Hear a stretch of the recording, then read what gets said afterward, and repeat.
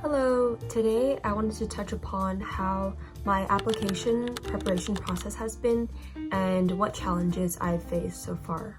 So in terms of navigating the requirements, like the prereqs that you need to apply to grad school, I think this part has been the hardest part for me because I've just been missing a few significant prerequisites. For example, one of the minimum requirements written on SF State's policies for applying to the program is that you have to have at least 6 of the prerequisites, 6 out of 9 of the prereqs listed in order to apply. And so far I've only had about 3 or 4 of these prerequisites, and I've had to go out of my way, say, collect the prereqs that weren't offered by UCSB.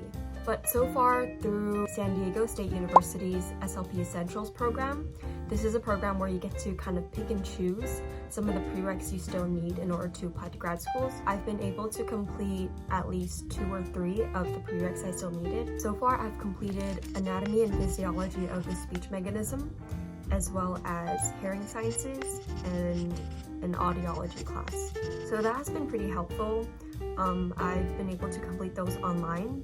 Aside from the listed prereqs that every program requires, there's also a set of ASHA required ones, including a bio class, a stats class, a physics class, or a chemistry class, as well as a class in social sciences. For some of these, depending on your program, you can check if they accept high school AP exams. If you get a 3 or higher, then it will count. Otherwise, I completed, say, physics, and I still need biology through a community college, so you can do that for free, and I did that through City College of San Francisco.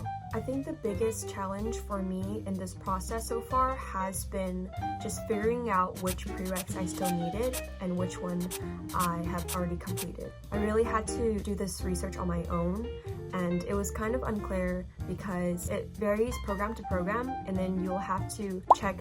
I checked with my specific target programs and reached out to them to see whether or not the classes UCSB offered were equivalents to the prereqs they needed to apply. For the prereq preparation process, I would say the biggest hurdle is to get all the classes you need organized and to sort through them and to plan when you're going to get these prereqs done, and if you're able to complete them by the cycle that you have to apply by. Through some digging, I found out that the UCSB equivalent courses to the program I want to apply to include First Language Acquisition, Neurolinguistics, Introduction to Phonetics, as well as Introduction to Communication Sciences and Disorders. So now let's talk about the clinical hours and observations that some programs might require you to have before applying. So aside from it being a requirement for some programs, I just wanted to gain some experience in clinical observation, so I enrolled in UCSB's Ling 191, which is the SLP clinical practicum, where we mainly focus on using SimuCase, which is a simulation of different case studies, as well as recordings of SLPs interacting with patients. And there's a variety of cases and disorders you can choose and learn from. But other than simulation cases, I've also wanted to seek out some in-person SLPs to shadow. That's one part I still need to work on, but I think it's definitely going to be very valuable to gain that in-person experience and see all the little interactions that go on during the session. So in the beginning, navigating this applying to grad school process, there might feel like there is a hidden curriculum, meaning there are a lot of things that you had to figure out on your own because information isn't clearly provided by the university. I definitely resonated with this more, and it was more of a struggle for me last year because that was before we had Dr. Connor come in and be our director for the Linguistics department's SLSD, Speech-Language Sciences Disorders program. But I felt like ever since this year started and the program has been more solidified, there are courses offered like Ling 194, which is the grad school professionalization in SLP. This course really helped me prepare for my grad school application process because we have peers to support us and to give us feedback, as well as an experienced SLP who's applied to grad school before.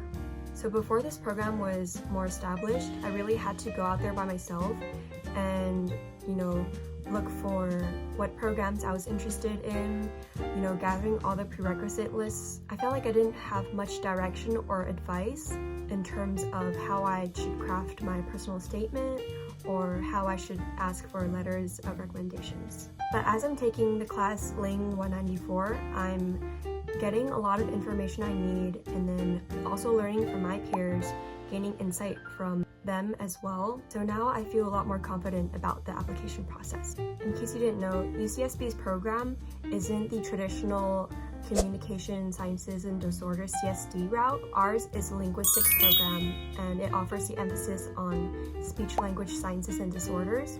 However, as a linguistics SLSD major, I do think that our background provides great strengths going into the field of SLP.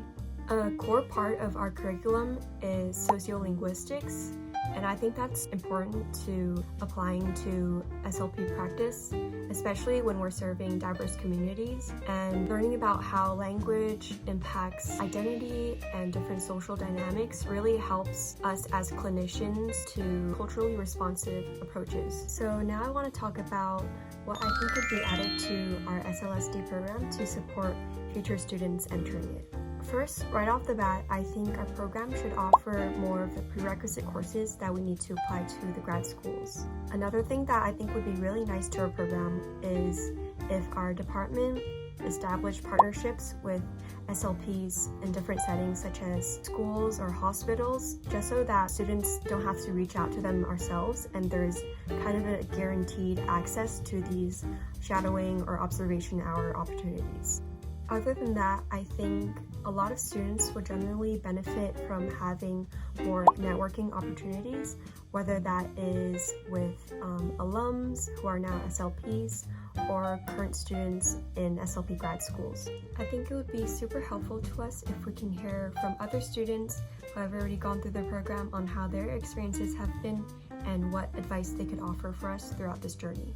I know this process could be overwhelming at times, so it's super important to have a support system. That's all I have for today's video, and thank you for watching.